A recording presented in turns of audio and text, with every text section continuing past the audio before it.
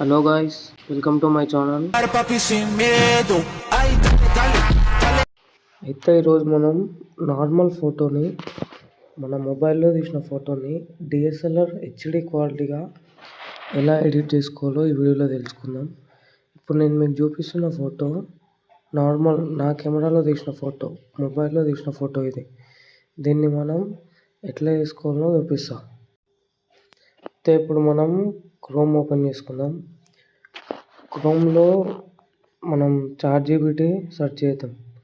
ChatGPT open చేసినాక మనం ఏ ఫోటోనైతే edit చేద్దాం అనుకుంటున్నామో ఆ ఫోటోని ఇప్పుడు యాడ్ చేసుకుందాం. నేను ఆ ఫోటోని యాడ్ చేస్తున్నా. ఫోటోని యాడ్ చేసినాక నేను మీకు ఒక ప్రాంప్ట్ ఇస్తాను. ఆ ప్రాంప్ట్ని ఇక్కడ పేస్ట్ చేయండి. మీకు ఆ ప్రాంప్ట్ కావాలంటే వీడియో లాస్ట్ వరకు చూడండి, డిస్ప్లే మీదే ఇస్తా. అయితే ఇప్పుడు రిజల్ట్ చూద్దాం ఎట్లా వచ్చిందో.